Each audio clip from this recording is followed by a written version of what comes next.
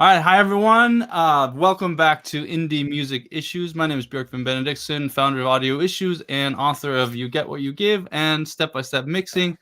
And shameless plug for this week, I'm doing a free masterclass on mixing, from rough recording to released record. There's a link to that in the show notes or the description below. So check that out if you want a whole hour and a half with me learning about all the fun things you can do to make your mixes sound better. Ryan, who are you? Who am I? Well, I'm Ryan from the Indie Music Academy, the channel where we uncover the mysteries of the music industry, learn how to grow a larger fan base, and earn an income from our music. I'm excited for your workshop. Everyone should want to spend an hour plus with Björk Finn because he's a great guy. And quick plug, I also have a link in the description. That's a free 3-video workshop on music marketing. So if you haven't seen that yet, the link is below. Highly recommend you check it out. So what are we talking about today? Today we're talking about the Pareto Principle, or the 80-20 rule. Some of you may be familiar with that, and if you are in the chat, chime in, let us know where you're listening from, let us know if you have any questions and all that good stuff. But we're talking, and also let us know how familiar you are with the Pareto Principle and how you've 80-20'd your music or career in any way, because we certainly have, and it is super effective. And I think you want to take us through sort of a crash course in 80-20, since you are the one with the 80-20 music career course. That's right. Yeah, so some of my students have actually gone through training called 80-20 music business. And the whole idea behind it is, well, the whole idea behind the 80-20 principle is that there are going to be things that are very effective in, growing your audience, whatever your goal is. That could be income, that could be the way you spend your time, right? So there are going to be things that are very effective, and then there are going to be things that are not very effective in accomplishing your goals. And the funny thing is whether you look at finance, whether you look at business, whether you even look at sports, there's this weird thing, even nature, there's this weird thing that is happening everywhere, where 80% of the results that you're trying to achieve, funny enough, the pattern is they're only coming from 20% of the effort. So that's where the 80-20 comes in. 80% of the results are coming from 20% of the effort.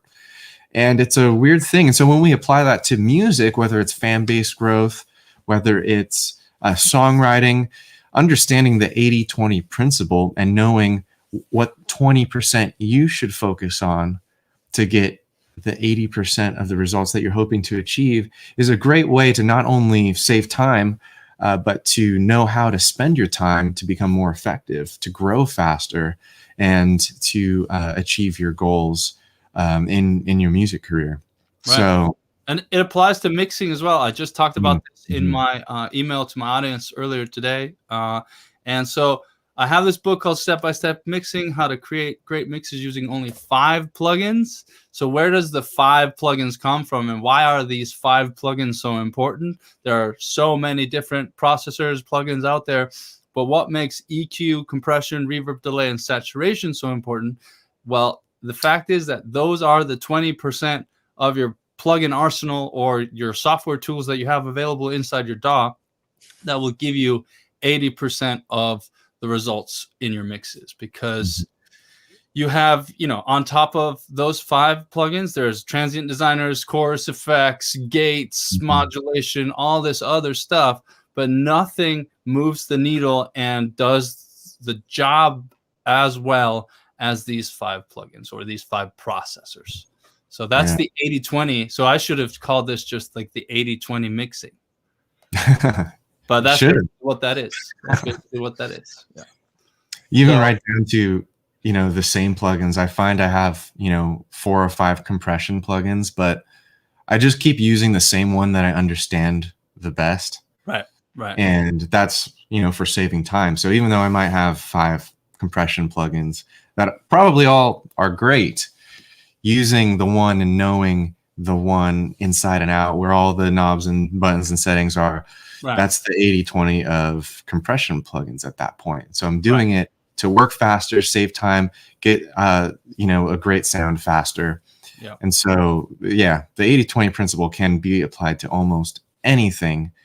And just to get your gauge on it, how many of you guys have ever heard of the 80/20 principle? Just type down in the chat. Yeah, you can say, I have, or I've never heard of it before. I would love to get your feedback on that. And then also, how many of you guys, I want to gauge the audience today, how many of you guys are artists and how many are producers, bedroom producers, mix engineers? I want to see who's here today so we can customize this discussion for you. And then also we will be taking questions. So feel free to drop your questions in the chat as well. And we definitely want to make sure that we get to those today. Definitely. Yeah. So a lot of like analyzing things from an 80/20 principle way is basically you're thinking what you're trying to figure out what matters most, what is making the biggest impact out of everything that you do, and then what does not matter and what is just busy work that you try to fill your time with. And if you can eliminate the busy work and the things that aren't necessarily moving the needle in any way, you can actually sort of add more room to add more productive tasks in a way, if that makes sense. You're sort of eliminating the 80 so that the 20 becomes more powerful. Right. Yeah. So yeah, the example that I always like to say for that is like, okay, if you have like 5 social media accounts, right? It's always easy to say 5 because it's easy math, 1 is the 20, right? So if you have like 5 social media accounts, there's probably one that most of your audience exists on. So we'll just make up, we'll make up an artist. This is not based off of any particular individual, but let's say that you have an Instagram, a Facebook, a YouTube, a TikTok, and a Twitter. And those, I actually pulled that out pretty well, right? So, so those are your 5 social media accounts. It's probably true, and you can think about this for yourself, just like make a kind of a mental accounting of all of your social media platforms. There's probably one where you get more engagement. Most of your audience probably is there already, so in the form of, probably you have the most followers on this account, or you get the most engagement, right? Yeah. And so what does that mean if we apply the 80/20 principle to those social media profiles? Does it mean focusing equal time on every social media platform? You're spending an hour on Instagram and you're spending an hour on Twitter and an hour on TikTok? Not necessarily, right? Using the 80/20 principle, instead, what you'd say is, hey, TikTok, I'm getting the most engagement. Like I'm getting a lot more results from TikTok. So what can I do? I can use the 80/20 principle to optimize the way that I spend my time. So instead of only spending 20% of the total time that I spend on social media on TikTok, well, I can just say, let's forget about Twitter, Facebook, Instagram, and YouTube, and spend all my time building TikTok.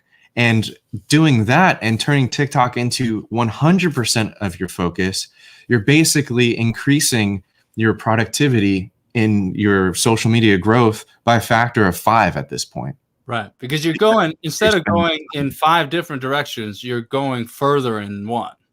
Exactly.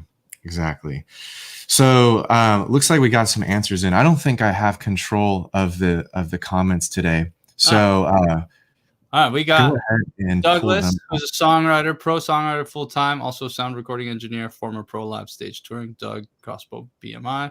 Cool. Welcome. I remember Doug, yeah, he's been on a few. Good to have you back. Yeah. Oh my God, BLK 23, production artist, instrumentalist. Got to get. Thanks for coming back, man. Thanks for coming back. Tanisha, artist, beginning bedroom producer. Awesome.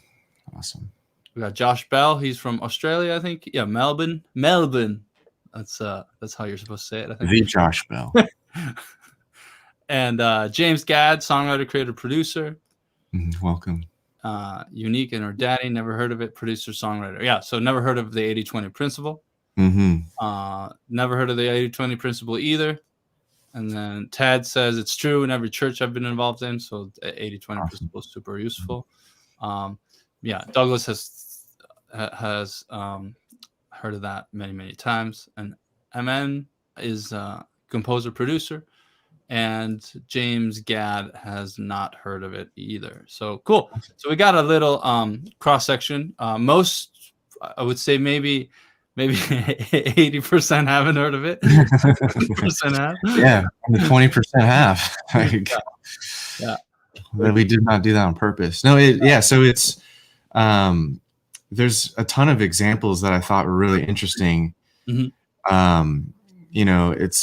It's present in sports where 20% of the players will make 80% of the scores, right, or goals or runs, depending on what sport you're talking about, right? And even in songwriting, you'll probably find that 20% of your songs will get 80% of your total streams, and it's not that's not on purpose. We never really mean for it to be that way. It's just an observation in how how things happen in statistics, in nature. So I guess growing a fan base would be more in the statistics side of things. It's just the way things spread out. And so we just went through the example for social media. I love Douglas's comment. I call it the 80-10 because I need 10% to sleep. That's funny. Building in some rest is always a good thing. Yeah. And it's similar in business. The sort of like 20% of your customers and or clients will get you 80% of your income in a way. And That's also right. 20% of your products will probably sell way 5 times as much as the other ones. Yeah. So with merch, you'll probably find that you've got bestseller. Yep. Yeah, there's probably one item out of 5 that is going to sell more. They should just keep the math simple. Right. Yeah, it's going to sell more than everything else. So what does that mean? Like, now that we've been exposed to the 80-20 principle, what do we do? Do we, just file that away somewhere, or do we try to incorporate it with our marketing plans? Like, what did you do the first time that you heard of the 80-20 principle, Birkfin? Well, I think I can't remember. It's been so long. So like I have, the first time I heard the 80-20 principle was in the 4-Hour Work Week. And this book is ragged. It has gone from Iceland to Madrid to all over to the ice, or to here in Tucson, Arizona. It's actually signed by Tim Ferriss. Oh, whoa. Yeah. That's cool. And it's a first edition, so it's like, it's real rough from 2008. So I don't know exactly what. Signed first edition. Yeah. Yeah, I didn't actually think of that. But he talks about that a lot in the book. I can't remember exactly where it is, but it is really interesting to think about, analyzing, okay, what actually matters the most and what matters the least. What can I do to get the biggest rewards in the least amount of effort, sort of right. thing.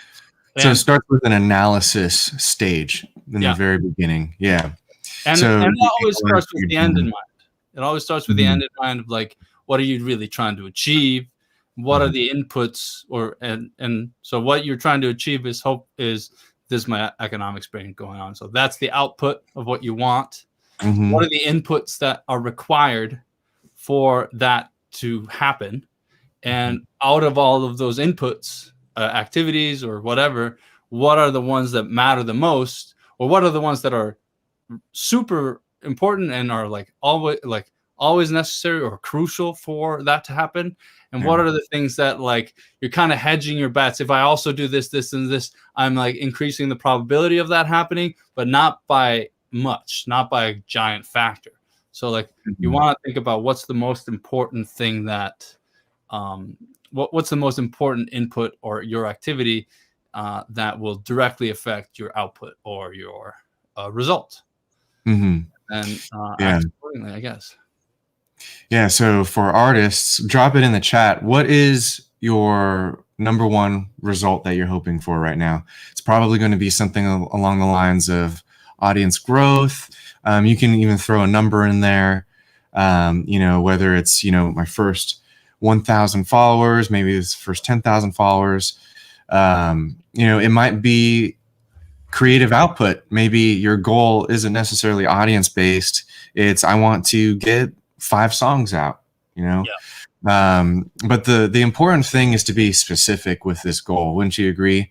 If the more specific you are, the better your 80-20 analysis will be. So let's see. Kirk says branding and marketing. I don't think that's specific enough. Yeah. I'd love to know a specific goal. And we can get into like like SMART goals, like specific, measurable, achievable. I can't remember what the R and T are, but that's okay. I'll Google it for you. Yeah, Google it real quick. And because that's like, you have to be able to hit it or have an idea of like when you've gotten there, because then you want to reevaluate. And like the 80-20 deserves to be reevaluated on occasion. Like we were talking about, where are you going to grow your TikTok first? But that might be like, there's going to be a point at which you can like, okay, I've grown my TikTok to a size that I'm comfortable with just maintaining now. So now you might have time to actually focus on a different social media or a different channel. Like when I started Audio Issues, I just blogged, because blogging was, this is like 2009. And so blogging was like the blogging was legit back then. Yeah. And to be fair, that was a huge, it's like focusing on blogging was super beneficial to me, because over time, as I like created more articles and got more traffic, that traffic isn't necessarily going away, because I've sort of solidified my search engine optimization of Audio Issues to a certain extent. And once I've achieved that, I just know that there's the next amount of people coming in, I can focus on something else, because that was those were the biggest wins. Like write an article, keep giving, providing value, adding to your sort of body of work as a writer, audio educator. Yeah. And then once you've sort of created that foundation, you can focus on something else. But if you're focusing on everything at the same time, you're never going to get results quickly.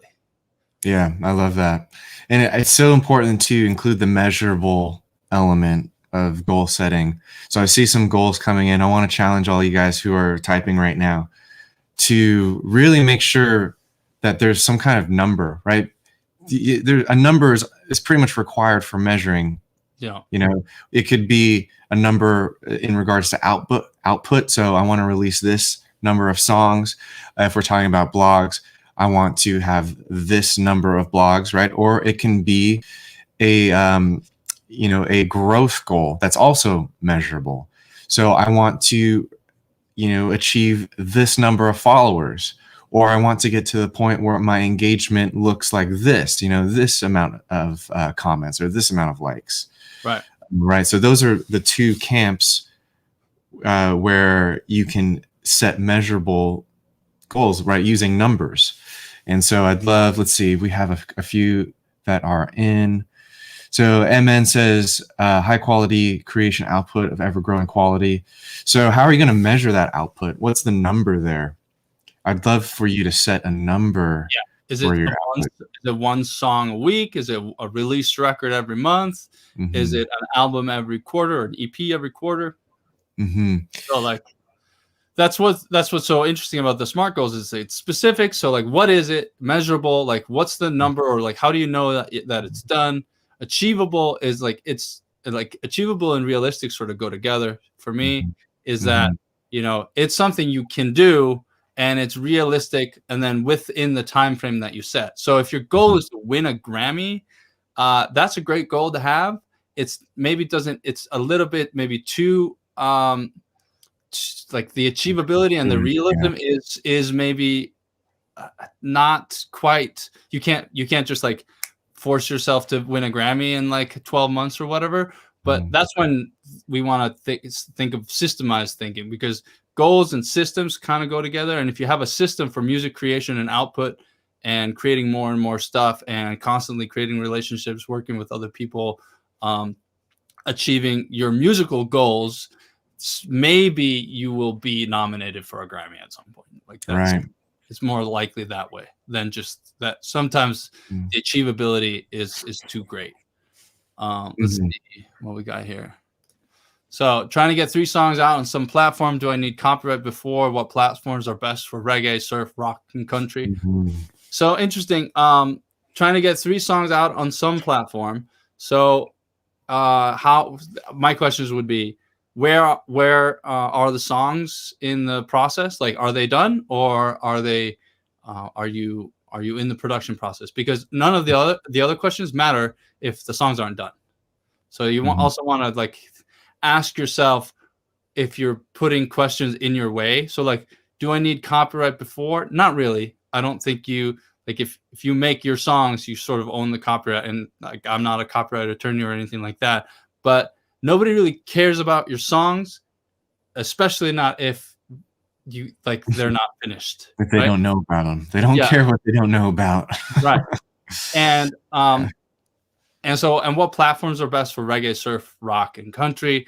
This like platforms, social media is not a platform that's genre specific, but you would want to, look for magazines, like e-zines or whatever they like blogs or review sites for, or sync placement opportunities for this sort of genre.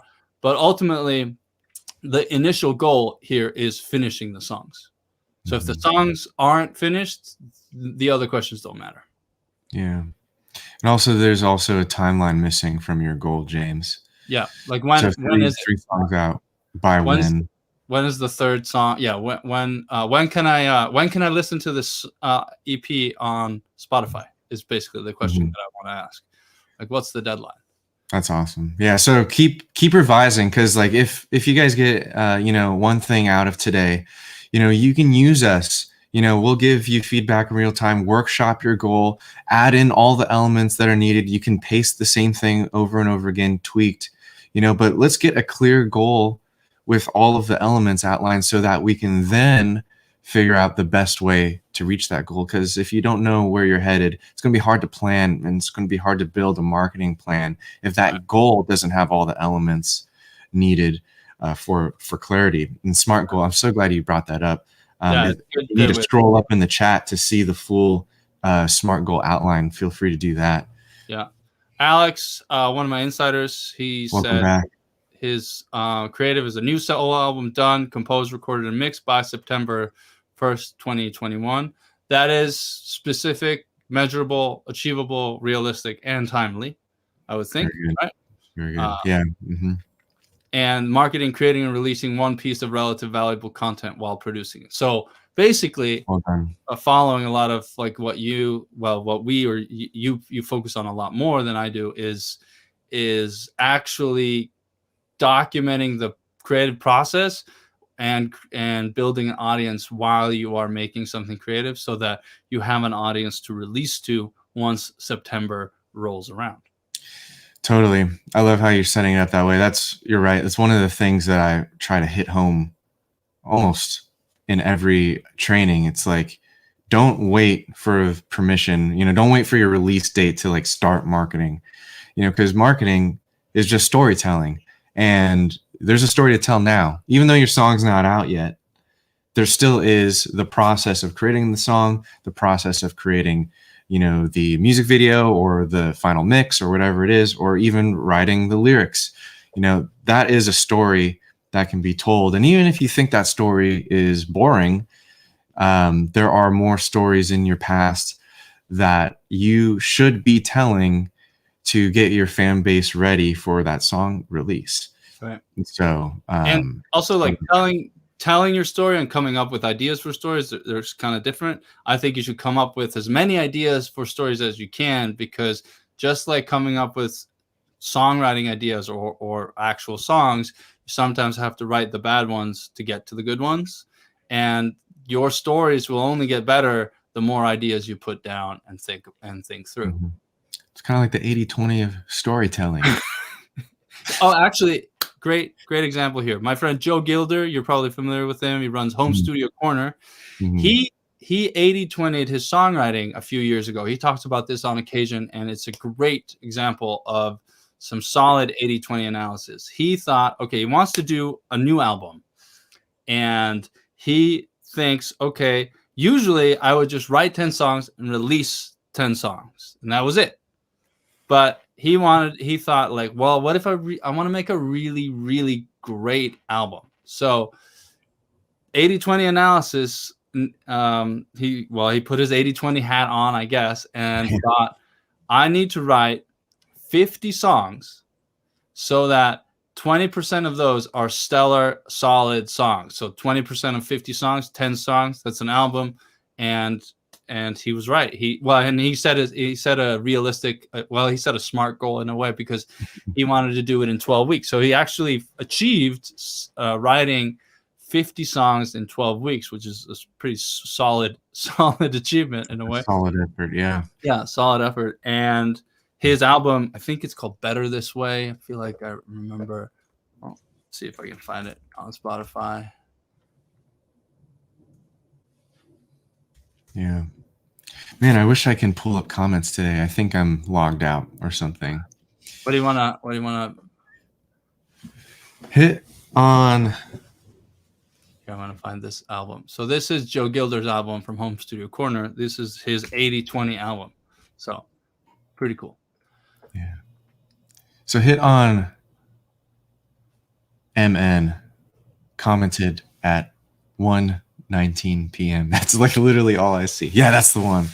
Okay, so he says, I'd rather focus on something I can control, such as number of tracks per week, tapping into a new genre monthly. So I want to challenge you. So there are definitely things that you can control, like your output, right? But I like to challenge you to say that you can also control something like growth. How?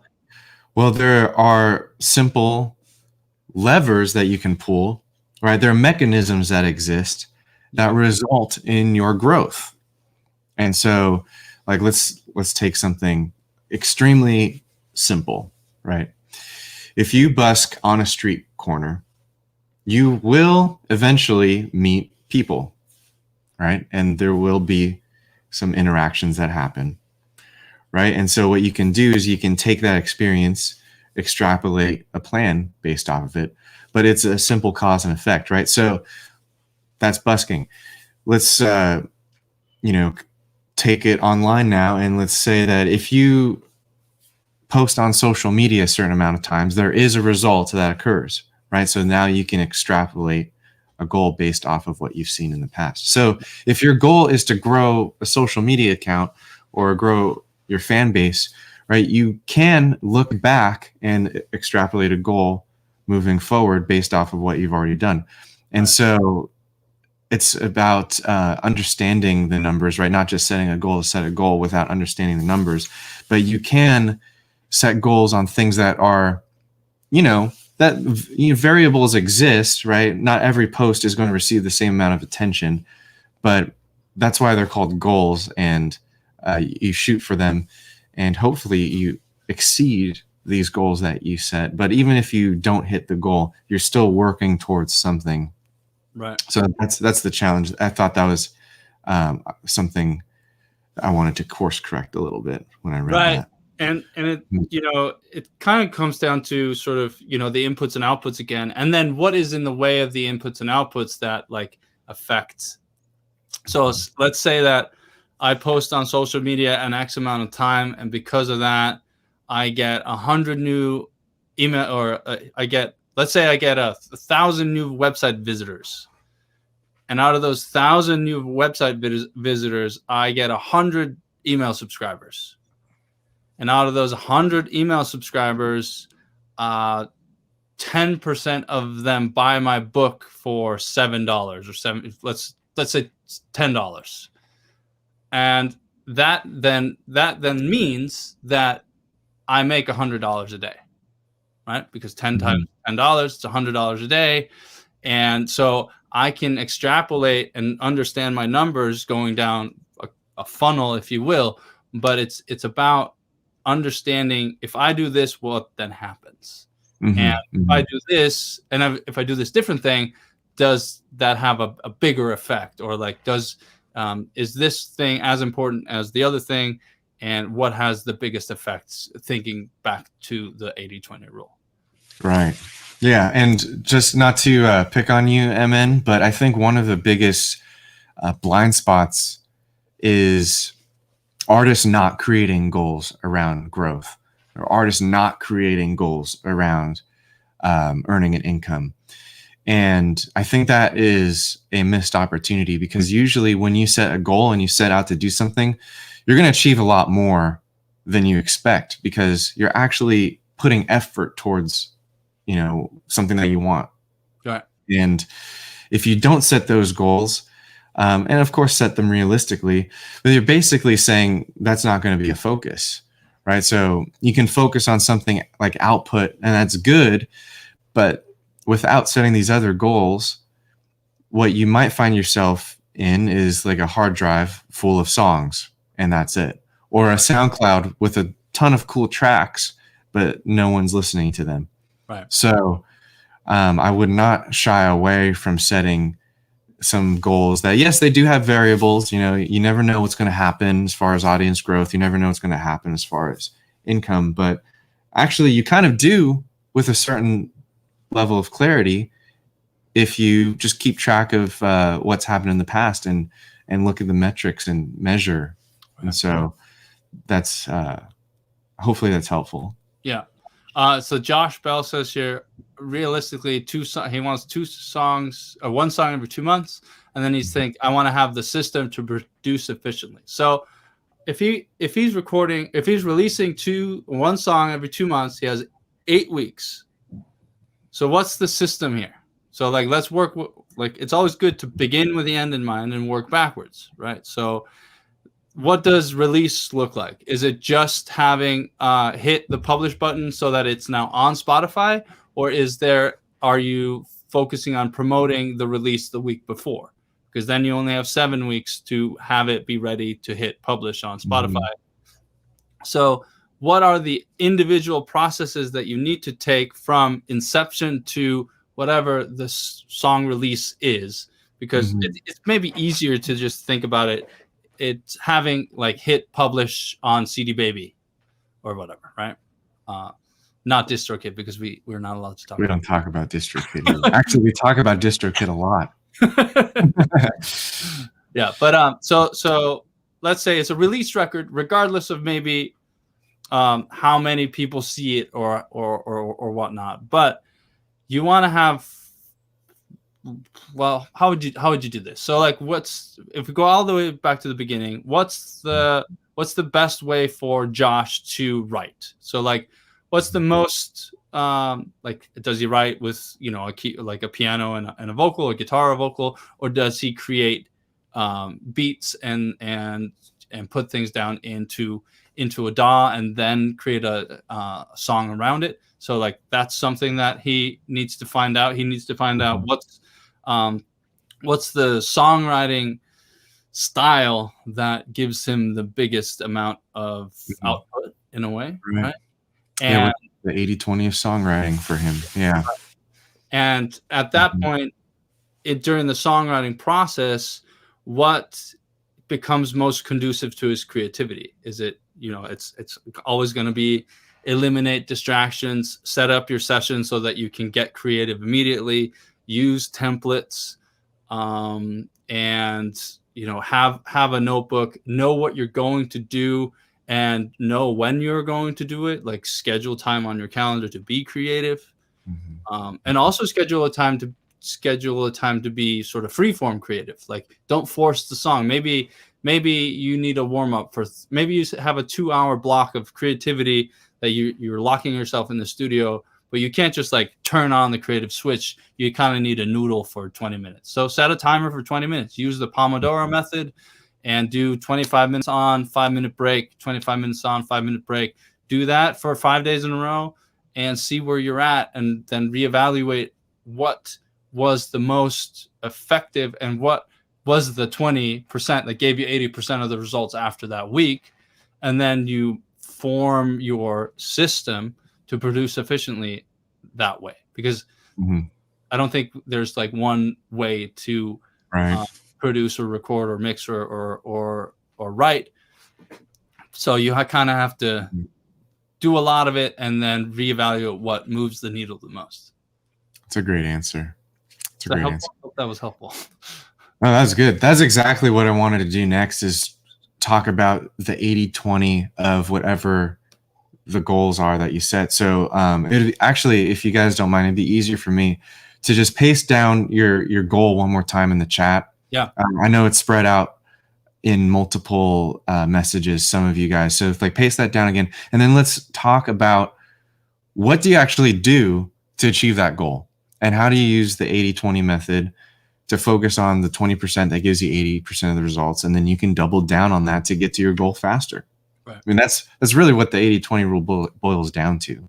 Right. It's achieving your goals faster, either in less effort, in less time, or just actually those are the only two options: either less effort or less time. Right.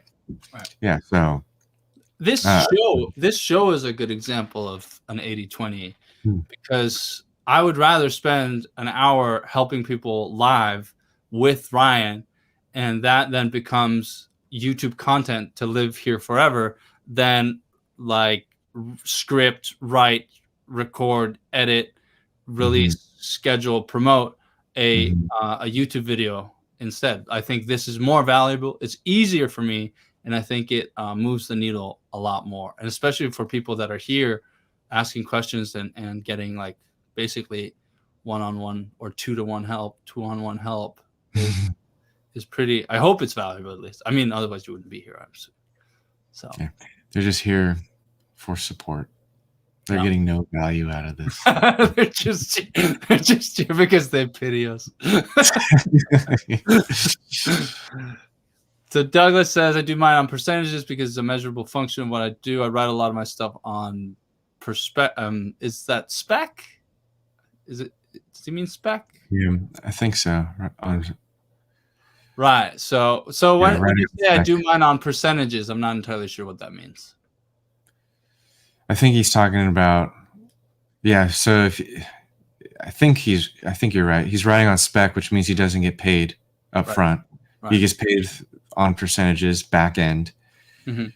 Right. By well-known artists who's requested a song genre. Yeah, doing commercial music, you need a verse bridge, except maybe it was bridge, of course. Right. Very cool.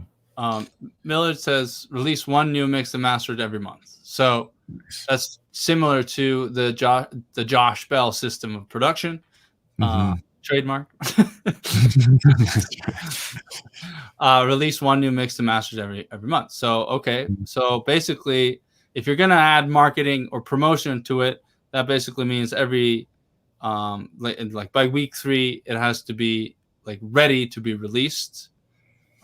Maybe do one piece of content every week that shows where you are in the process, and then schedule time every week to finish what you're working on. Pick a song, because if you have 12, 20 songs and you don't do anything because you don't know which one to pick, it doesn't matter. You just pick anyone. Any of the songs are better than none of the songs. So if you don't make a decision, nothing will happen. And even a bad decision, even picking a bad song, or like accidentally picking your worst song, which is like something that people may fear, but it's like kind of an unrealistic fear.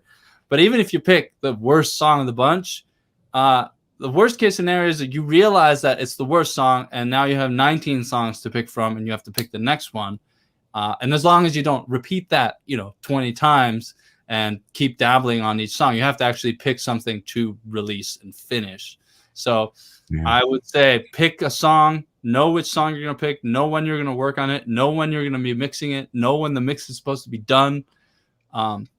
If you're using a mastering engineer, know which mastering engineer you're going to use, know when they're going to get the mixes, start creating a dialogue and relationship with them beforehand, or if you're going to master it yourself, you just do that. You just add that on the end, and then rinse and repeat, because your first song or your one song is never going to be the one to make or break you. You might have a hit single and if you do, like, awesome, like, all the power to you.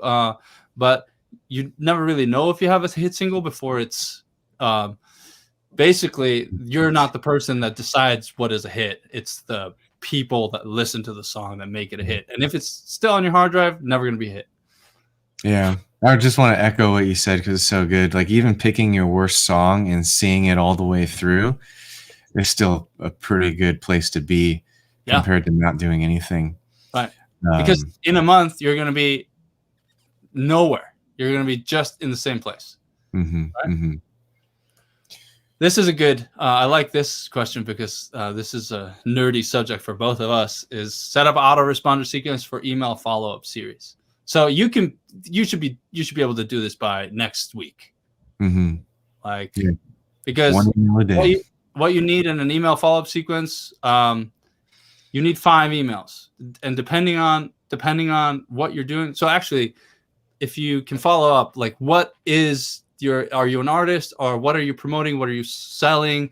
What do you want the audience to know about you? Like, that would be helpful for us to coach you on the autoresponder sequence. But an autoresponder sequence is simple. Like, the simple one is 5 emails. There's the welcome sequence that gives them whatever they signed up for. If they signed up for a freebie of some sort, it also, you should introduce yourself and tell them what to expect. That's it. Email number one.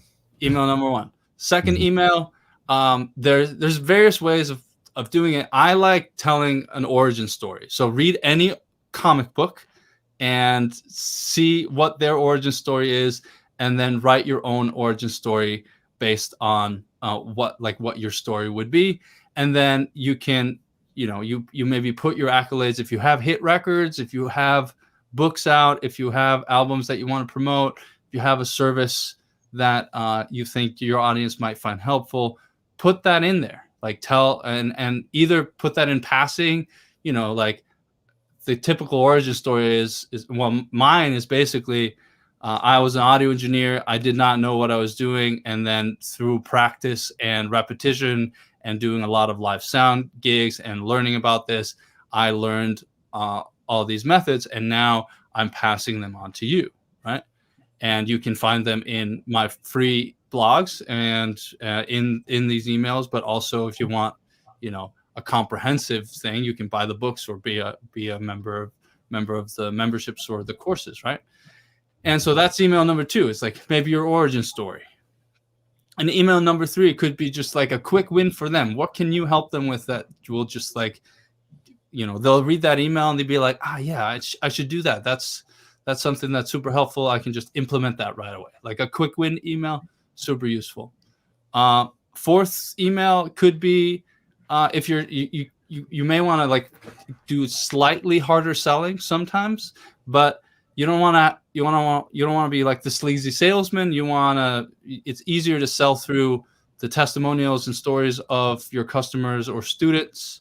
So you can do that. And then you might want to do one sort of hard sell, which is like, here's what you're going to learn in when you enlist my services, or here's the songs that I've worked on. If you want me to help you produce your song, you can expect the same results. What sort of tangible result that you can give them? That's in your email. So that's the 5 email welcome sequence, and that's it. Yeah. Put that in. Great for producers. Yeah.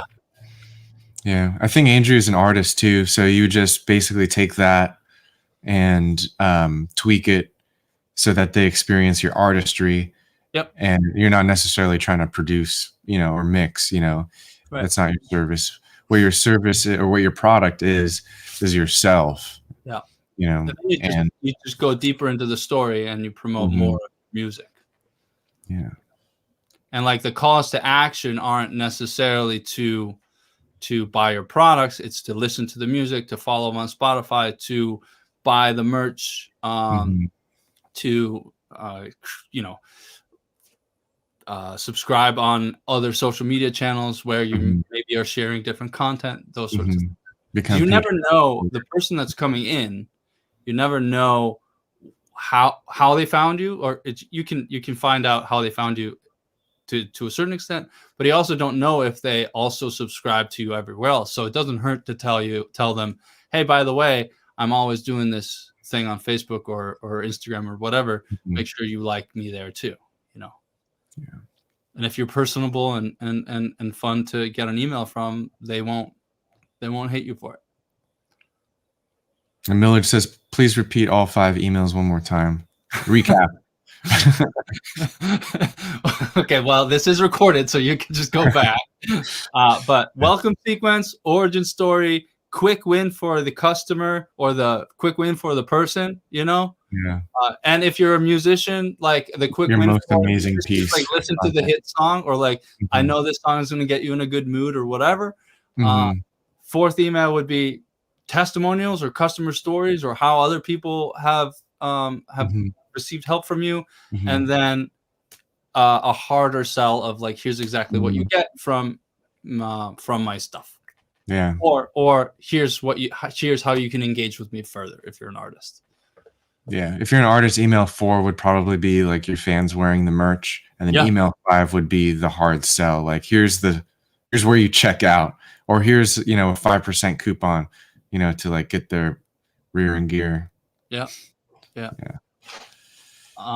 Andrew says here, use 365-day content calendar. Nice. That's good stuff, right? Yeah. That's one of my products. Yeah. Hopefully it's super helpful. Took a long time to put that together, but everyone seems to love it. So he's asking, should you use video, use hashtags, best way to do that? So I would say I like the question of like, should I do video or text, or what should I do? I always say, focus on your strengths. If you hate doing video, you're not going to do video well. I mean, you can try and like put out poor videos like I have and get better over time. But if you're trying to grow, focus on your strengths, focus on the social network, or focus on the channel where your audience is, and focus on your strengths, and find the Venn diagram of those two things. Yeah. It reminds me of what Calder said, I think 2 weeks back, where he's like, I make bad videos. And then basically the conclusion of that was, well, they're probably better than you think. So find out for sure if they really are bad. Just because they don't get viewed very often doesn't mean that they're bad. Maybe you're just in that beginning part of your content creation story, and so find out if they're really bad. But yeah, video is a great way. Hashtags, they're okay. You use them, but don't obsess over them. The best way to do them is just to use a couple. Don't spam like 30 of them. I don't think that works. And then how long should the copy of videos be?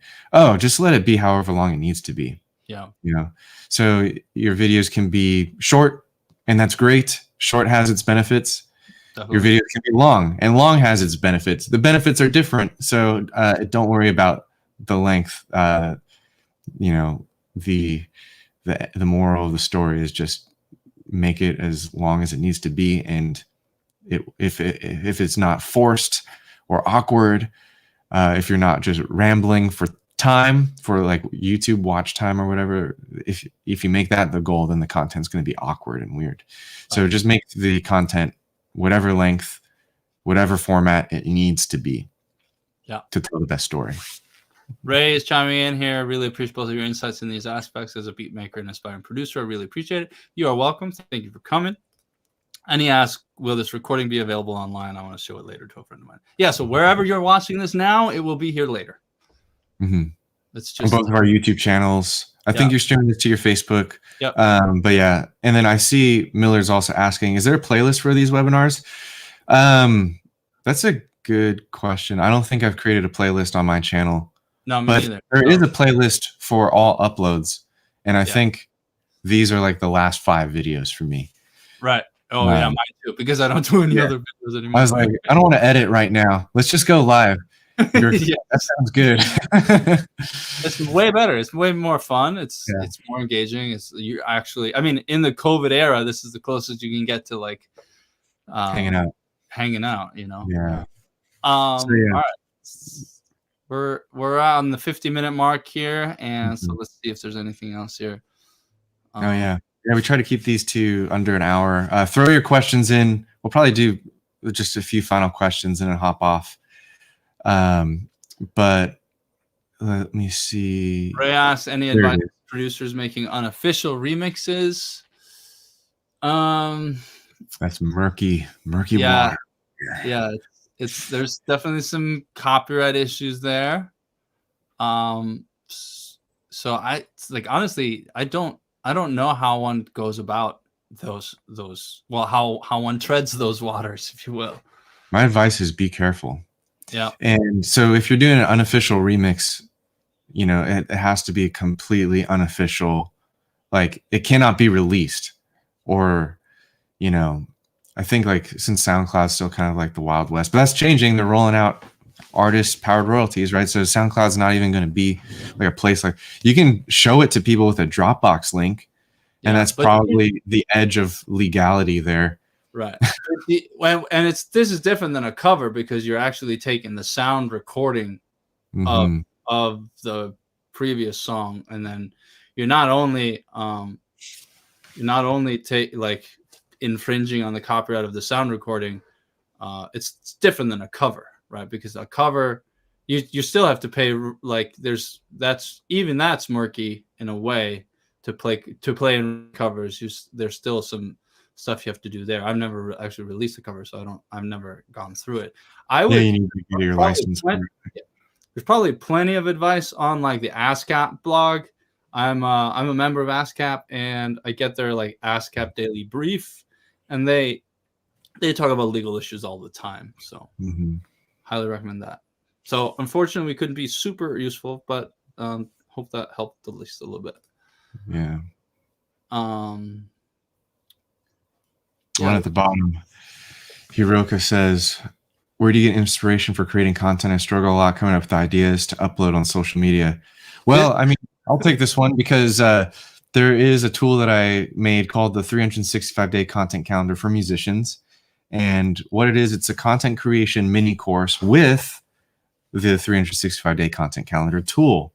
Yeah. And what that tool is 365 content prompts to give you the inspiration for coming up with content. And these prompts, you know, it's not meant to be scripted. If you get the tool, your content's not going to be the same as everyone else. What it is, it's to draw out your stories. Yeah. Right. So I'll drop the link for that. You can read more. But the content calendar is a tool and mini course to help get you inspired, to help get you coming up with these content ideas that you can upload on social media. Right. And yeah, Millard has the content calendar as well. Yeah. He says the 365 calendar program is awesome. I love it. Thanks, Millard. Nice. So, well, it's also funny to and once you've gotten kind of good at content or like know enough about subject matter that you just kind of wing it, it becomes a 3 text message between me and Ryan. So what do you want to talk about? 80-20 rule? Sure. That's literally how this happened. Yeah. You know, and it's like a muscle. If you exercise it, it'll grow bigger. Like I've written an email to my list almost every day for 5 to 10 years. And if you do something repeatedly, it's sort of a 10,000 hour rule. So if you keep doing stuff repeatedly, your skills simply will increase, like by default or because of that. So. I love that you said that, because at the end of the day, the goal is that you have the skills to tell your story freely, right? So eventually, you don't need to use a tool. The tool can help guide you and help draw those stories out, but you know, hopefully after 10 years, like you're, of emailing your list. Hopefully you know how to email your list after 10 years. I love that. Yeah. Well, cool. Well, and also like, don't, we can talk about imposter syndrome at a different date, but a lot of times it's like, I don't know what to email my list because like, who am I to tell like my is that you don't, and this is another plug from my book. This is what I talk about in the book a lot, is you don't need permission from anybody. Like nobody has the power to give or take away your permission for you to share your story freely on whatever channel you decide to be on. Right. That's simply the way it is. And if they if they try to tell you otherwise, you simply say, I'm sorry. I'm glad I didn't need your permission to do that, because you don't. So yeah, that's a good topic. We should talk about that in the weeks to come. Imposter syndrome. Yeah. A lot of artists feel like, why should people care about my songs? That's imposter syndrome right there. Yeah, and like, I think I don't want to promote my music. Why should they care? Right, but don't you think everybody's thought that way in a certain way? But it's really like, I think your creativity deserves to be in the world just as much as anybody else's. Oh yeah. So yeah. Cool. Well, imposter syndrome, and then collaborators and contractors in the next couple weeks. And then if you guys want to hear us riff on something, just let us know. You can either leave a comment here or email us or tag us on Instagram or on YouTube or whatever, and or come back and demand that we talk about something by leaving a question. Yeah, love it. All right, I think that's good for now. I think. All right, just to sign off, thank you for coming today. Check out the links below. Björkfinn and I both have really helpful stuff for you. On my end of things, I have that free workshop that I mentioned in the beginning, 3 days of videos on music marketing for you, totally free. That's link number 1. And the second link I have down there is the 80/20 music business crash course, which is right in the vein of what we were talking about today, finding that 20% of what you need to focus on so that you can understand the music business and grow your music career is crucial for all independent artists. And so that's why I put together the 80/20 music business crash course. A lot of students went through it. It has changed the way that they view their music, and now they know what to focus on, and their careers are more set up than ever before. So that link is in the description wherever you might be watching. And then Björkfinn has also a bunch of cool stuff. Yeah, you can get the books. They are helpful and helped a lot of people. But this week I am doing a masterclass on mixing. It's from rough recording to released record, how to confidently finish your mix, proudly release your record, and go pro with your music skills. That's on Thursday at 10 a.m. Pacific Daylight Time. And links in the description below, but I'll paste that in here right now so you'll see it. And hope to see you guys there. It'll be a fun. Everyone should want to spend an hour plus learning from Björkfinn. It's a dream come true, guys. So make sure you guys register. Literally, it's probably going to be the best day of your life. Did I hype that up too much? No, that's close. That's too close to hyperbole for me. But I appreciate the kind words. All right, guys, take it easy. Have a good rest of your day, and see you next Tuesday.